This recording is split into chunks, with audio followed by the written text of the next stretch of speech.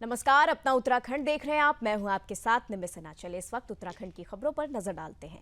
प्रधानमंत्री नरेंद्र मोदी के आह्वान पर जहां पूरे राष्ट्र में संगठन पर्व मनाते हुए नागरिकों को भारतीय जनता पार्टी की सदस्यता दिलाकर सदस्यता अभियान चलाया जा रहा है, उसी क्रम में उत्तराखंड प्रदेश के जनपद उधम सिंह नगर के जसपुर नगर से भी एक खबर सामने आ रही है, जहां 3 बार विधायक रह चुके और वरिष्ठ बीजेपी नेता डॉक्टर शैलेंद्र मोहन सिंगल के नर्सिंग होम पर पहुंचे भाजपा प्रदेश अध्यक्ष महेंद्र भट्ट का भारतीय जनता पार्टी के कार्यकर्ताओं ने फूल माला और फूल भेंट कर सोल उड़ाकर जोरदार स्वागत किया है। इसी के साथ इसके पश्चात प्रदेश अध्यक्ष ने दीप प्रज्वलित कर कार्यकर्ताओं संग राष्ट्रीय गीत गाकर कार्यक्रम की शुरुआत की है, जिसमें अध्यक्ष ने संगठन पर्व मनाकर चलाए जा रहे सदस्यता अभियान के प्रति कार्यकर्ताओं के कार्यकलापों को विस्तार से जाना है और धीमी गति से चल रहे सदस्यता अभियान में तेजी लाकर क्षेत्रवासियों को अधिक से अधिक संख्या में जोड़कर भारतीय जनता पार्टी की सदस्यता दिलाने को कहा और इसके साथ ही क्षेत्र के प्रत्येक गांव-गांव, घर-घर जाकर जसपुर क्षेत्र के बीजेपी कार्यकर्ताओं को दिया गया। वहीं इस संबंध में मीडिया से रूबरू होकर प्रदेश अध्यक्ष ने जानकारी देते हुए बताया कि संगठन पर्व मनाते हुए सदस्यता अभियान चलाकर नागरिकों को भारतीय जनता पार्टी की सदस्यता दिलाई जा रही है। उसी के संबंध में आज जसपुर आगमन हुआ है, जिसमें कार्यकर्ताओं द्वारा सदस्यता अभियान के संबंध में उनके क्रियाकलापों को जाना भी गया है और अधिक से अधिक संख्या में सदस्य बनाने को कहा है। इस सदस्यता अभियान की शुरुआत 2 सितंबर 2024 से हुई है और 25 सितंबर 2024 तक ये चलाया जाएगा। इस सदस्यता अभियान का मुख्य उद्देश्य भारतीय जनता पार्टी को सशक्त बनाना है और आने जाने वाले चुनाव में जीतना है और ये सदस्यता अभियान पूरे देश में चलाया जा रहा है।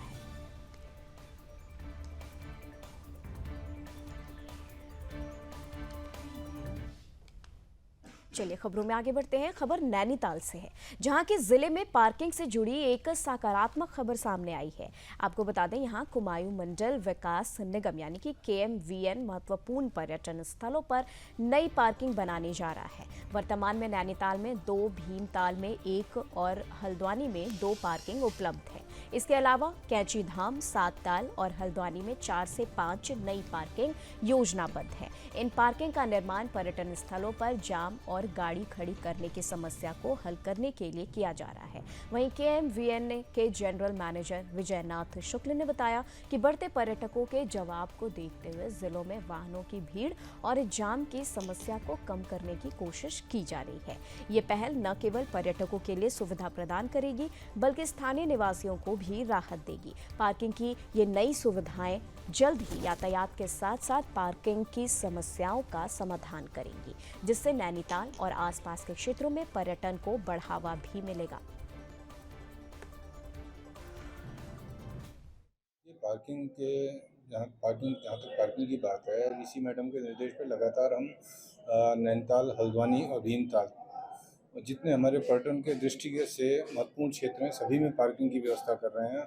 हमारे नैनीताल में 2 पार्किंग बन के तैयार हैं, जिनके टेंडर किए गए हैं। भीमताल में हमारी गर्म पानी में 1 पार्किंग है, 2 पार्किंग हमारी हल्द्वानी में है। इसके अलावा हमारी 3-4 पार्किंग अभी पाइपलाइन में है, जिस पे हम काम कर रहे हैं ताकि वाहनों को खड़े करने की व्यवस्था की जा सके और सड़क पे लगने वाले जाम से मुक्ति पा सकें।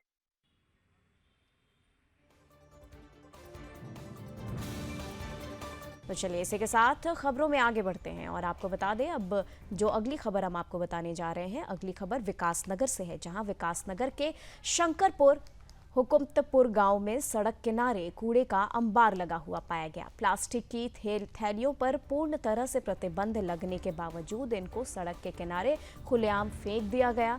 वहीं न तो ग्राम प्रधान के द्वारा इस कूड़े को उठाया जा रहा है, न ही कूड़ा उठाने वाली गाड़ी के द्वारा ये कूड़ा यहां से उठाया जा रहा है। बता दें कि इस कूड़े के अंबार को आवारा घूम रहे मवेशियों अपना चारा समझकर खाने की कोशिश भी करते नजर आए, जिससे कई मवेशियां अपनी जान भी गंवा चुके हैं, क्योंकि ये प्लास्टिक की थैलियां मवेशियों के पेट में जाकर जम जाती है, जिससे उनकी अपनी जान से हाथ धोना पड़ता है। एक और जहां उत्तराखंड को स्वच्छ बनाने के लिए करोड़ों रुपए खर्च किए जा रहे हैं, तो वहीं ये सोचने वाली बात है कि ये ग्राम पंचायत स्वच्छता अभियान को ठेंगा दिखाता हुआ नजर आ रहा है। तो यहाँ पर विकासनगर से खबर है, जहाँ की सड़क किनारे कूड़े का अंबार देखा गया है।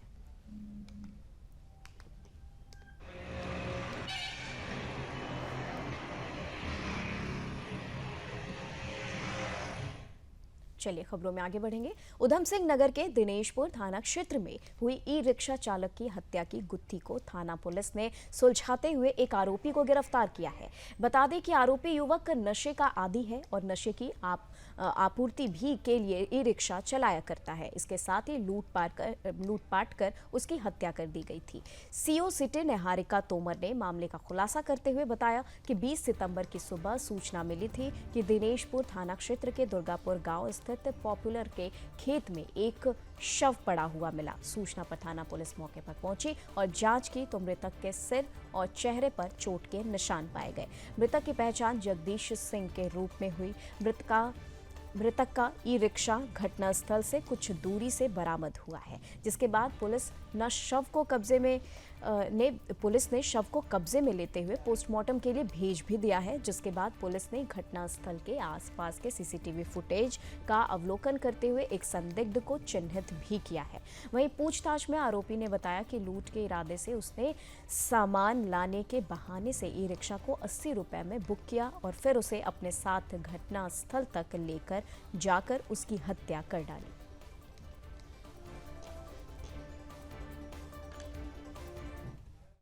जो हमारे मृतक हैं जगदीश सिंह, ये अपने घर से निकले, टुक-टुक चलाने का काम करते थे और ये दिनेशपुर में टुक-टुक चलाने गए। जब ये रात तक घर नहीं लौटे तो इनके परिवारजनों द्वारा इनकी काफी छानबीन की गई, काफी तलाश की गई और 20 तारीख की सुबह इनका शव थाना दिनेशपुर में एक ट्यूबवेल के पास मिला था। तुरंत हमारी जो पुलिस टीम थी वो मौके पर पहुंची और उन्होंने सारी जितनी भी डिटेल्स थी वो जुटानी शुरू की। हमारी टीम द्वारा तुरंत एरिया के जितने भी सीसीटीवी कैमरास उन सबको देखा गया, उन सबका अवलोकन किया गया और साथ ही साथ जो मृतक का जो फोन लूटा गया था उसको भी टेक्निकली सर्विलेंस पे लिया गया।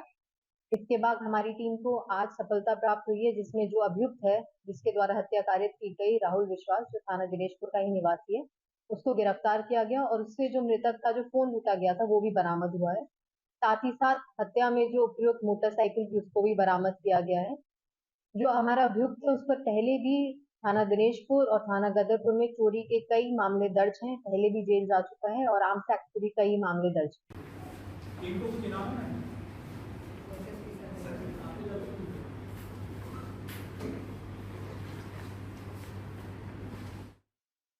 अगली खबर हल्द्वानी से, जहां हल्द्वानी में कुमाऊं कमिश्नर और मुख्यमंत्री के सचिव दीपक रावत ने आज आपदा में क्षतिग्रस्त गौला पुल और अंतर्राष्ट्रीय स्टेडियम का अधिकारियों के साथ निरीक्षण किया।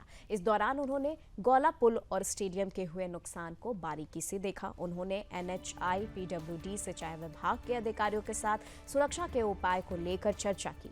पत्रकारों से बातचीत करते हुए कमिश्नर एवं सचिव मुख्यमंत्री दीपक रावत ने बताया कि गौला पुल को हल्के वाहनों के लिए 20 दिन में खोल दिया जाएगा, जिसको लेकर उनके द्वारा NHI के अधिकारी को निर्देश दिए गए हैं कि वो दिन रात काम करके पुल पर यातायात को हल्के वाहनों के लिए खोल दें।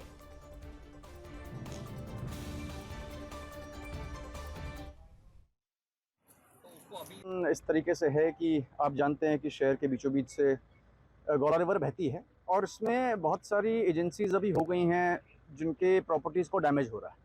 इसमें एक NHI है जिनके ब्रिज के अप्रोच को डैमेज हुआ है। PWD की जो सड़क है जो ब्रिज को जोड़ती है उसको भी डैमेज हुआ है। स्टेडियम के कुछ पोर्शन में मोर देन 300 मीटर्स की लंबाई में भी हमारी जो लैंड है वो बह गई है और ऊपर की तरफ भी कुछ नेचुरल स्पर्स बन गए, जिससे कि नदी का जो बोल्डर स्टेज में नदी रहती है इसका फ्लो अनसर्टेन रहता है। तो इन सब को देखते हुए दो चीज़ें चाहिए। एक तो क्योंकि यहाँ पे चुगान पहले से वन निगम करती है तो वो चुगान भी जो हो तो उस तरीके से इसका सुपरविजन अभी हम जो करते हैं, चुगान एक तरीके से बहुत टेक्निकली इसको सुपरवाइज उस तरीके से नहीं किया जाता। तो इस बार मैं ये भी इसमें कुछ मैकेनिज्म यहाँ से शासन स्तर से बनाएंगे जिसमें कि ये जो हो एक्चुअली यहाँ पे जिसको हम चुगान कहते हैं, नदी का फ्लो बीच में रहना चाहिए। दूसरा, अभी PWD ने जो अपनी स्टडीज़ यहाँ से कराई हैं सॉइल की, वो पंतनगर से फ़िलहाल दी गई हैं, उनकी रिपोर्ट आनी बाकी है। इरिगेशन ने अपनी स्टडी यहाँ पे करा दी है, तो इसमें चीफ सेक्रेटरी साहब के स्तर पे एक बैठक होनी है जिसमें प्रोटेक्शन वर्क्स की तो बहुत आवश्यकता है ही, स्पेशली क्योंकि लैंड हमारे पास पहले से कम है और वो ज़मीन अगर नदी के कटने से और कम हो जाती है तो डेवलपमेंट की लैंड नहीं बचती। तो लैंड को रिक्लेम करने की भी यहाँ पे आवश्यकता है। और डिपार्टमेंट की प्रॉपर्टीज़, चाहे वो रेलवेज़ की हों, चाहे स्पोर्ट्स डिपार्टमेंट की हों, फॉर दैट मैटर जो शहर भी है, इसको बचाना बहुत आवश्यक है और इन योजनाओं पे काम चल रहा है। और एट द सेम टाइम जो चुगान होता है वो इस तरह से साइंटिफिक तरीके से हो कि फ्लो बीचों बीच रहे, उसको भी इंश्योर करना है।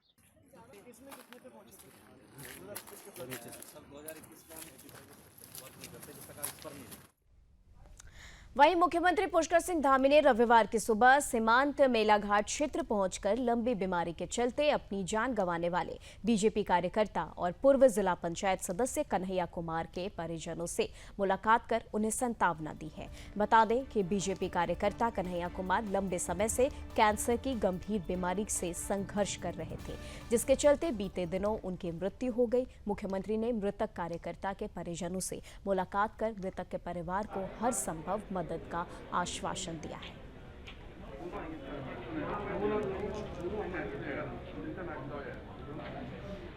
माननीय मुख्यमंत्री जी हमारे परिवार से बहुत वर्षों से जुड़े रहे हैं और हमारे चाचा जी उनके काफ़ी नज़दीकी, उनके काफ़ी करीबी थे और भाजपा के वरिष्ठ कार्यकर्ता रहे।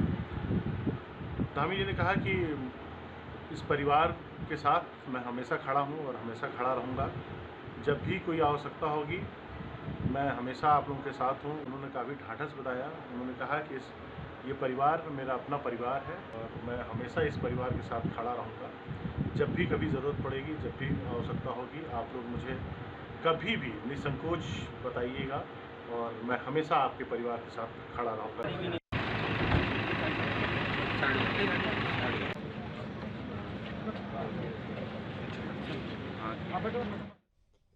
विधायक राजकुमार पौरी ने बीते गुरुवार को गांव के ही एक युवक द्वारा हथौड़े से हमला कर घायल की गए ग्राम प्रधान पलोटा धीरेन्द्र सिंह पवार का जिला अस्पताल पहुंचकर हालचाल जाना। उन्होंने इस दौरान घायल से घटना की पूरी जानकारी ली। उन्होंने ग्राम प्रधान के साथ हुई घटना की निंदा भी की। उन्होंने जिला अस्पताल प्रबंधन को घायल के बेहतर उपचार को लेकर दिशा निर्देश भी दिए। उन्होंने ये भी कहा कि राजस्व उप निरीक्षक से भी संबंधित प्रकरण में बातचीत की जाएगी। उन्होंने आगे बताया कि सरकार किसी भी तरह के आपराधिक और अराजक गतिविधियों पर जीरो टॉलरेंस की नीति अपनाती है। उन्होंने राजस्व प्रशासन से बात कर मामले में जल्द ठोस कार्रवाई करवाए जाने का इस दौरान भरोसा दिलाया है।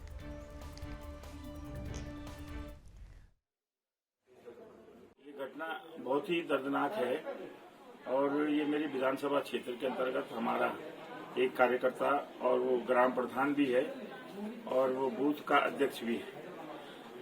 तो उसके साथ उसी के गांव के किसी व्यक्ति के द्वारा उसको चोटिल किया गया। उसके सर पर और पैर पे हथौड़े से चोट मारी गई, जिसकी वजह से उसको पैर का भी फ्रैक्चर हो गया, सर में भी चोट आई है और उसका इलाज जो है जिला अस्पताल पौड़ी में चल रहा है। उसको देखने में आया था, उससे बातचीत की, वो अभी ठीक है और बढ़िया इलाज यहाँ पर उसको मिल रहा है। हड्डी वाले डॉक्टर भी देख रहे हैं और बढ़िया उसको ट्रीटमेंट अच्छा मिल रहा है। लेकिन मेरी बात पटवारी से हुई कि परसों जब घटना हुई तो मैंने कहा था कि वो जिसने भी ये वारदात की है उसको जो है जरूर सजा मिलनी चाहिए और उसको यथाशीघ्र जो है उसको गिरफ्तारी उसकी होनी चाहिए। लेकिन अभी तक उसको पकड़ा नहीं गया है। आज भी पुणे में फिर से पटवारी को भी बात करूंगा और दोबारा से जो है उससे यही कहूंगा कि जल्दी से जल्दी उसको पकड़ने का प्रयास करें न हो, इसलिए ये कार्रवाई करना बहुत जरूरी है। आए थे यहाँ पे, बोला कि जो आरोपी है उसको हम पकड़ने की कोशिश करेंगे और उसको सजा मिलेगा। आरोपी तो ऐसे है कि वो गाँव के इर्द गिर्द ही है, लगभग गाँव तो ऐसे मुन्ना सारा है। बाकी तो काफ़ी टीम जाएगी तो पटवारी क्षेत्र से आज दिन तक कह रहे कि दिन तक जाओ पुलिस क्षेत्र में आ जाएगा। डर का माहौल बना हुआ है, सभी लोगों को डर का। एक हफ्ते तक रेस्ट करना पड़ेगा। फिल्म कम होगी तो प्लस होगा, हड्डी टूटी हुई है। ऐसा कुछ नहीं है, लेकिन 19 तारीख सुबह की घटना है 8 बजे की। अपने भाई के घर में था, वहाँ पर हमला करना।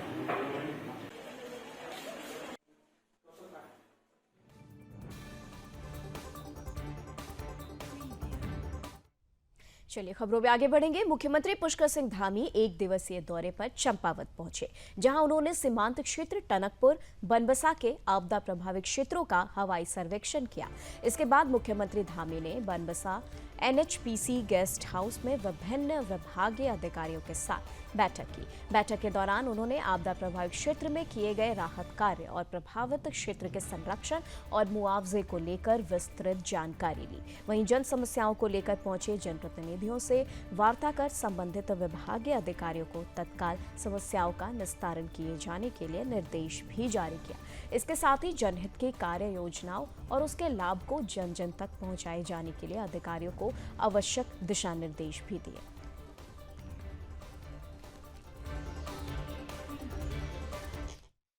त्वरित एक्शन के कारण से त्वरित एक सहायता के रूप में जो हम लोग पहुंचते हैं, उससे कहीं ना कहीं आपदा का जो प्रभाव है, जो हानि हो जाती है वो तो हो जाती है, लेकिन उसका जो प्रभाव है वो कम होता है। जल्दी से निर्माण के कार्य, पुनर्निर्माण के काम चलते हैं।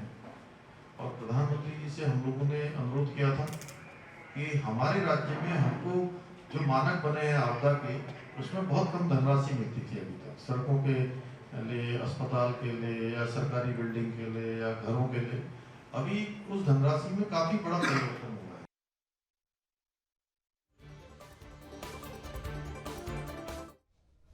वहीं मुख्यमंत्री पुष्कर सिंह धामी ने रुद्रपुर के मनोज सरकार सपोर्ट स्टेडियम में 5वां राज्य खेल आयोजन का विधिवत उद्घाटन किया है। इस दौरान उन्होंने मार्च पास्ट सलामी भी ली। एक सप्ताह तक चलने वाली इस खेल प्रतियोगिता में football, hockey, judo, kabaddi, badminton, boxing, volleyball, bush, roller skating, table tennis, तीरंदाजी, खो खो आदि 14 खेलों के 6000 खिलाड़ी और खेल अधिकारी और कोच हिस्सा ले रहे हैं। मुख्यमंत्री ने कहा कि सरकार खेलों को बढ़ावा देने के लिए प्रतिबद्ध है। सरकार ने खेलों को बढ़ावा देने के लिए नई नई योजनाओं की शुरुआत भी की है। सरकार प्रतिभावान खिलाड़ियों को सरकारी नौकरी में प्राथमिकता दे रही है, ताकि उत्तराखंड के खिलाड़ी अधिक से अधिक खेलों में रुचि लेकर प्रदेश का नाम रोशन कर सके।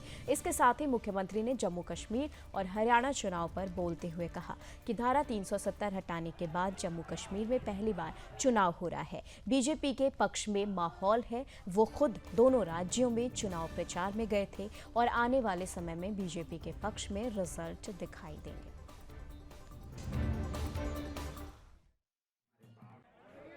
जिस प्रकार से आज यहाँ पर खेलों का शुभारंभ हो रहा है और खेल की दृष्टि से लगातार आयोजन हो रहे हैं, ये हमारे जो राष्ट्रीय खेल हैं, उन राष्ट्रीय खेलों की भी अच्छी तैयारी हो और उसके लिए भी एक अच्छा फील्ड बनेगा। हमारी जो यहाँ की प्रतिभाएं हैं उनको अभी से तैयारी करने का और अच्छा मौका मिलेगा, उनको अपनी प्रतिभाओं का प्रदर्शन करने का मौका मिलेगा।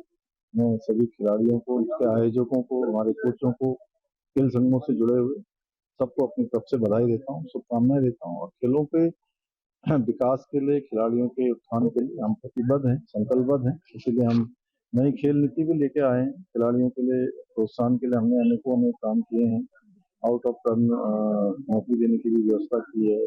जो खेल कोटा पहले बंद हो गया था वो अभी फिर शुरू किया है। मुख्यमंत्री उदयमान खिलाड़ी योजना प्रारंभ की है। ऐसी अनेक योजनाएं हम खिलाड़ियों के, क्योंकि देवभूमि के साथ साथ जम्मू कश्मीर में पहली बार धारा 370 हटने के बाद चुनाव हो रहे हैं। ये जम्मू और कश्मीर दोनों के लोगों के लिए बहुत ऐतिहासिक चुनाव है।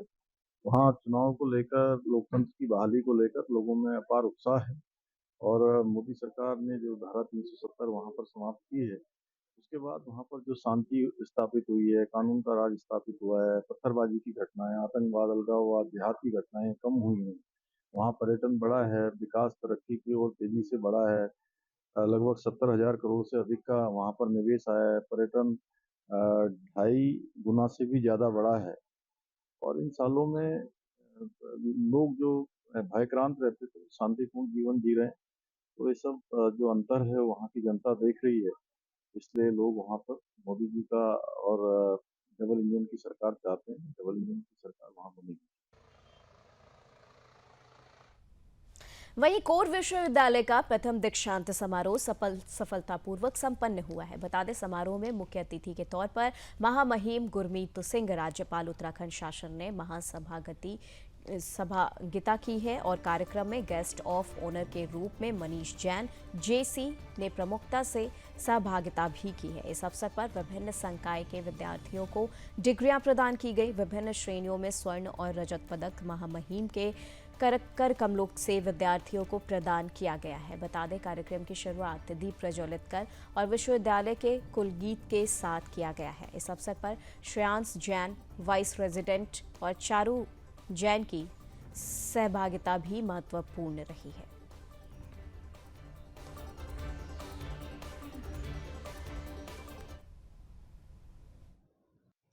मैं रुड़की की रहने वाली हूँ। मैंने 2021 टू 2024 बैच में BCA पास किया है। मैंने फर्स्ट ईयर में भी इसी तरह फर्स्ट पोजीशन हासिल की थी और सेकंड ईयर में भी मैंने सेकंड पोजीशन की थी। फर्स्ट ईयर में मुझे 5,000 की धनराशि और सेकंड ईयर में भी 5,000 की धनराशि। आज मुझे बहुत अच्छा लग रहा है क्योंकि मुझे ट्रॉफ़ी मिली है। जैसे सर भी आर्मी बैकग्राउंड से थे, गुरमीत सिंह सर, और मेरी फैमिली भी पूरी आर्मी बैकग्राउंड से है। तो सर ने मुझे यही बोला कि जैसे तुम्हारे फादर पूरे मेहनत किए हैं वैसे तुम भी मेहनत करो और ऐसे ही एक दिन तुम भी बड़े उस पर बन जाओगे और कुछ ना कुछ हासिल करोगे। आर्टिकल यही कहूँगी कि थोड़ा वो मेहनत करते रहें और कुछ आगे थोड़ा बढ़ते रहें, पढ़ते रहें, एक चीज़ पे अपना फोकस बनाए रखें और उनको भी ऐसे कभी ना कभी हासिल बिल्कुल उनको मिलेगा। मैं सबसे पहले अपनी मम्मी को दूँगी क्योंकि मेरी मम्मी ने मेरा हर चीज़ में बहुत ज़्यादा सपोर्ट किया है और मतलब मेरे फादर भी नहीं है, इस वजह से मतलब मम्मी को और थोड़ा सा था कि मतलब कुछ करें और इस वजह से मतलब मम्मी का सबसे ज़्यादा सपोर्ट मिला है मुझे। कुछ बहुत सौभाग्य का दिवस है कि आज रुड़की स्थित कोर विश्वविद्यालय ने अपना पहला दीक्षांत समारोह मनाया है। आज सचमुच ऐसा लग रहा था जैसे एक त्यौहार हो, पर्व हो और अत्यंत गर्व था अपने हर एक स्टूडेंट्स को देखकर। 650 ने अपनी डिग्रियां हासिल की हैं, लेकिन सबसे गहरी खुशी तब हुई जब देखा कि जो गोल्ड मेडल विनर्स थे उसमें सबसे ज़्यादा हमारी बेटियां थी। तो एक एहसास होता है कि हमारा यूथ, हमारी बेटियां किस प्रकार से सफलता की ओर बढ़ रही हैं। मुझे आज डिटेल जानकर ये बहुत खुशी हुई कि बहुत सारे पुराने कोर्सेज हैं जिनको ड्रॉप किया गया है और बहुत ऐसे कोर्सेज हैं जिनको अभी नए सिरे से शुरू किया गया है। ऐसा लगता है कि जिस प्रकार से पूरे विश्व के अंदर में एक बदलाव आ रहा है। The Honorable Governor was commissioned in the Assam Regiment and from a young age, rooted in his Sikh faith and the Deputy Chief of अगली खबर देहरादून से है, जहां शनिवार देर शाम उत्तराखंड कैबिनेट की इमरजेंसी बैठक आयोजित की गई।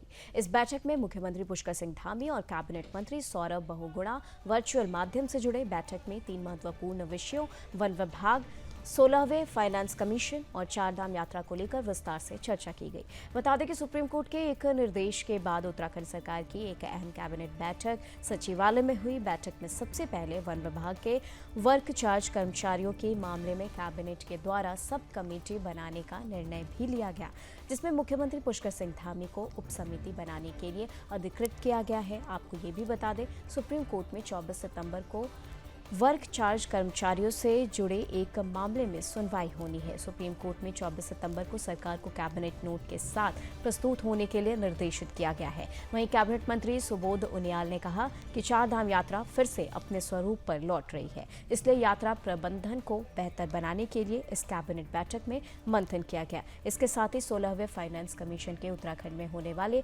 दौरे को लेकर भी विचार विमर्श किया गया है।